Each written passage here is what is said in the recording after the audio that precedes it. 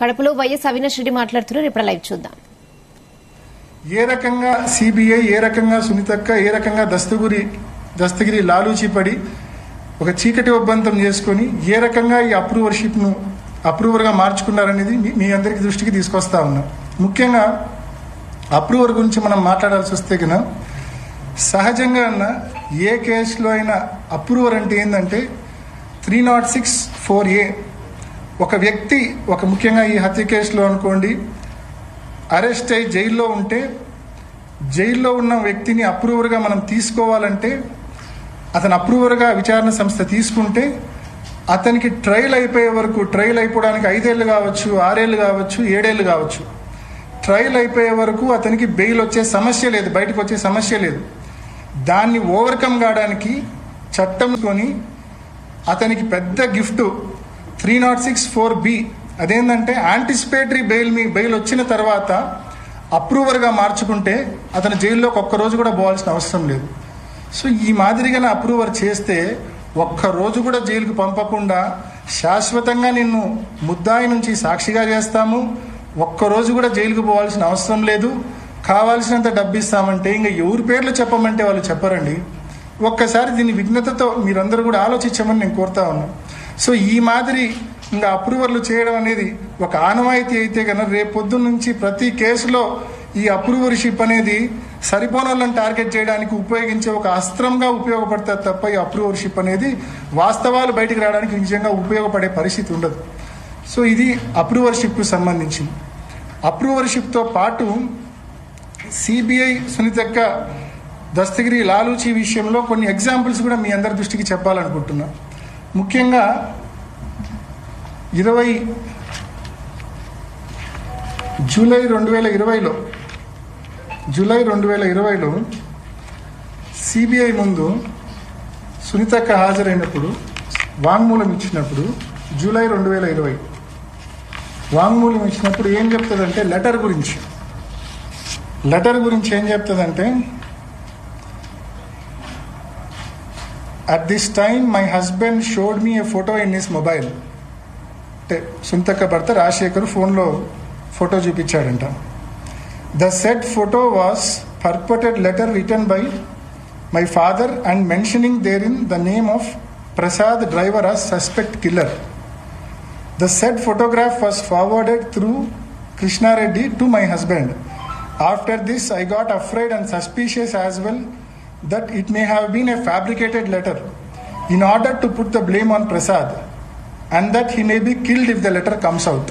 అని ఆ లెటర్ గురించి, లెటర్ను చూసినా అని చెప్తుంది, లెటర్ ఉందని తెలుసు అని చెప్తుంది, లెటర్ బయటకు వస్తే ఏమేమో అవుతాయని చెప్పి కూడా ఇంత డీటెయిల్ ఎక్స్ప్లెనేషన్ ఇస్తారు. ఇంకా కింద చాలా ఉంది చదువుకుంటా పోతే. ఆ తరువాత వెంటనే బహుశా ఎవరో చెప్పినట్టు ఉన్నారు, సిబిఐలోనే ఎవరైనా లాయర్లు చెప్పినారేమో, ఈ రకంగా స్టేట్మెంట్ ఇస్తే నీకు నష్టమమ్మా అని చెప్పారేమో. ఇమ్మీడియట్గా నెల రోజులు జరగకముందే, ఇది జూలై 2020, 28 జూలై 2020, ఇది 27 ఆగస్ట్ 2020, కరెక్ట్గా నెల రోజుల వ్యవధిలో ఏమంటది, ఆ లెటర్ ఉన్న విషయమే నాకు తెలియదు, అంతా తూచ్. నాకు లెటర్ నేను చూడలే, లెటర్ గురించి నాకు తెలియదు, అంతా తూచ్. నేను లెటర్ను కేవలం రాహుల్ దేవ్ శర్మ పులివెందులకు రీచ్ అయినాక సాయంకాలం రాహుల్ దేవ్ శర్మ చూపిస్తేనే చూసినా తప్ప నాకు లెటర్ గురించి ఏమీ తెలియదని చెప్పి వెంటనే తప్పించుకుంటుంది. సిబిఐకి ఇచ్చిన వాంగ్మూలాలండి ఇవన్నీ కూడా. ఈజ్ దిస్ న్యాచురల్ జస్టిస్ అని నేను అడుగుతా ఉన్నా, సునీతక్కను అడుగుతా ఉన్నా, సిబిఐని కూడా అడుగుతా ఉన్నా. ఇది న్యాచురల్ జస్టిసా? సామాన్యుడికి ఇది సాధ్యమేనా? సిబిఐ దగ్గర ఒక వాంగ్మూలం ఇచ్చి నెల తిరగకుండానే నా వాంగ్మూలం అది కాదు, నేను అసలు చూడలే వినలే, దాని గురించి నాకు ఏమీ తెలియదంటే అటువంటి వాంగ్మూలం అసలు రికార్డు చేస్తారా? నెల తిరగకుండానే వాంగ్మూలం, మళ్ళీ రెండో వాంగ్మూలం నాకేం తెలియదంటే రికార్డ్ చేశారు. మీ అందరికీ కాపీస్ ఇస్తున్నా, ఇప్పుడు మీ అందరికి కూడా 10 కాపీస్ మీ అందరికి ఇస్తా ఉన్నా. అండ్ అంటే ఈ మాదిరి దస్తగిరి కూడా ఇంకో నెల తర్వాత పోయి నాకేం సంబంధం లేదు అంటే అంతా తూచి నేను చెప్పింది అంటే అయిపోతుందా? తూచి అవుతుందా ఇది? అంటే ఏ రకంగా ఒక విచారణ సంస్థ, ఒక సునీతక్క, ఒక దస్తగిరి లాలూచి పెడితే ఏ రకంగా ఉంటుందనే దానికి ఇదొక ఉదాహరణ. ఇంకోటండి, ఆ వీడియో అంతకుముందు 4 minutes. ఇంకోటి ఇన్సిడెంట్ జరిగిన వెంటనే, ఇది కూడా వీళ్ళ యొక్క ఒప్పందం చూపించే వీడియోనే. ఇది కూడా ఇన్సిడెంట్ జరిగిన వెంటనే ఒక 2 వారాలకు సునీతక్క ప్రెస్ మీట్ పెడుతుంది, 10 రోజుల్లోనే అనుకుంటా. ఆ ప్రెస్ మీట్లో చాలా స్పష్టంగా చెప్తుంది, what was my father doing, మీరే వినండి.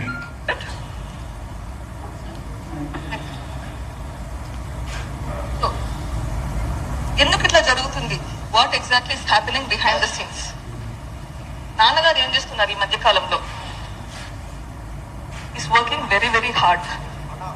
Last couple of months or years extremely hard. ఏం పని చేస్తున్నారు? వర్కింగ్. అవినాష్ ని ఎంపీ చేయడానికి ఏమేం చేయాలనో ఆలోచిస్తున్నారు. Is working on that. జగనన్నని సీఎం చేయడానికి ఏమేం చేయాలో ఇస్ వర్కింగ్ ఆన్ దట్.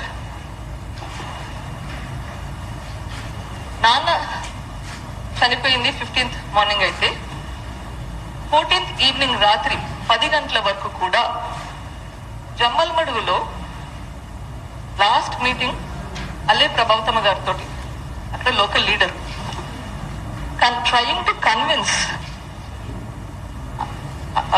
అల్లే ప్రభావతమ్మ గారు ఆంటీ గారు to support Avinash. This has been his agenda, trying to raise people's support so that Avinash would win in the elections. మరి సునీతక్క మాట్లాడింది సరిగ్గా